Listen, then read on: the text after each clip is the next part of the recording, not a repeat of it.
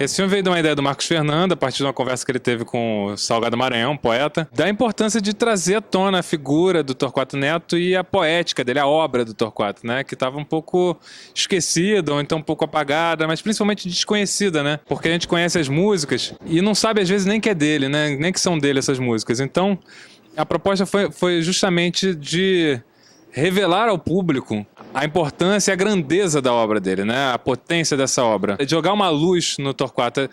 Até porque o Torquato é um nome que é muito falado, né? A gente ouve falar de Torquato, tem a entrevista do Caetano, ele cita, o Gil cita, o Rogério Duarte cita, tem aquele nomezinho que tá ali no meio e tal, mas a gente não sabe quem era esse cara. Então, a gente sabe que é importante, mas a gente não sabe o que ele fez, quem ele foi, né? Então, é tirar um pouco essa obscuridade, esse mistério que está em torno do nome e mostrar realmente quem ele foi, revelar o que ele fez, né? Quem ele foi e o que ele fez. O tropicalismo é você fazer o que você está com mais necessidade. É a liberdade, um exercício de liberdade. A gente sabia desde o início que as músicas iam pautar um pouco o filme, e os poemas também, mas especialmente as músicas, porque elas são muito autobiográficas, né? Elas já desde cara contam a infância dele, o menino que se perdeu entre a cozinha e o corredor, mamãe não chore, a vida é assim mesmo, eu vou embora, ele vai para o Rio, e por aí vai, ele descrevendo a própria vida a partir das músicas.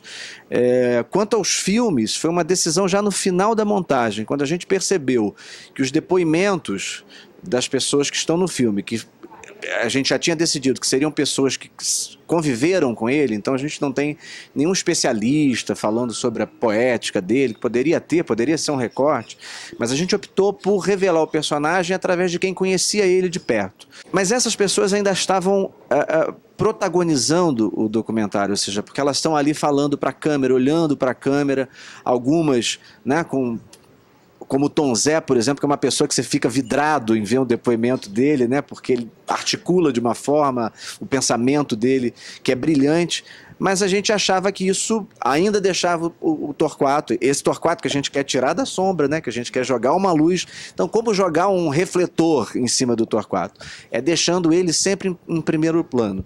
E aí a gente optou por colocar todas essas entrevistas em off, e a gente tinha esse desafio de cobrir todas essas entrevistas. E a ideia que veio foi: por que não mergulhar no universo do Torquato? Quer dizer, aquele universo do cinema que ele tanto gostava, com as pessoas com quem ele conviveu, os cineastas que ele gostava, os filmes que ele mencionava eventualmente em cartas, na coluna Geleia Geral, e a gente foi buscar imagens desse universo, do cinema novo, do cinema marginal, para ilustrar todos esses depoimentos. Aí a gente tem 42 filmes, né, que ilustram ali esses depoimentos e trazem um pouco desse universo que ele viveu, que ele pensou, dos pares dele naquela época, na década de 60 e 70, em que ele viveu ali, principalmente a coisa do cinema, né, que foi um momento importante para a vida dele.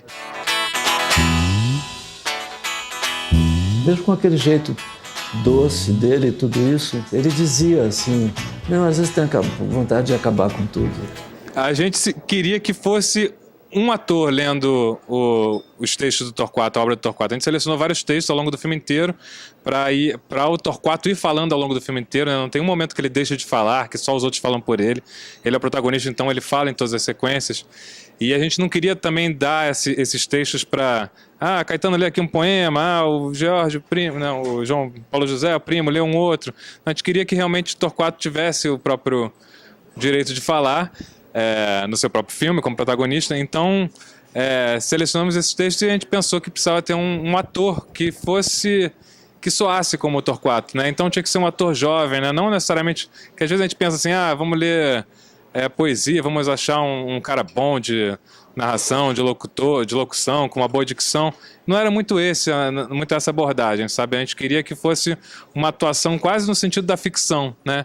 Então ele tem mais ou menos a mesma idade que o Torquato tinha quando morreu, e ele tem uma expressividade que numa gama muito grande de emoções, né? Ele consegue trabalhar, digamos, aquele personagem de justiça tão explosivo, tão intenso, uma explosão também que ao mesmo tempo contida, outros trabalhos que ele, né, no Praia do Futuro, uma coisa mais mais contrita, tem uma certa melancolia. Então a gente viu, né, o trabalho dele que a gente já vinha acompanhando, a gente via que o quanto era rico e o quanto que ele conseguiria alcançar todas essas emoções e as ironias, os deboches, os sarcasmos, a agressividade, tudo isso que está dentro do texto do Torquato, né?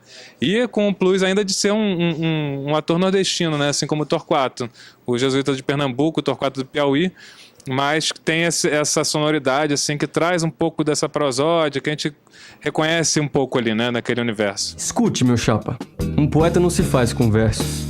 É o risco, é estar sempre a perigo, sem medo, é inventar o perigo e estar sempre recriando dificuldades, pelo menos maiores.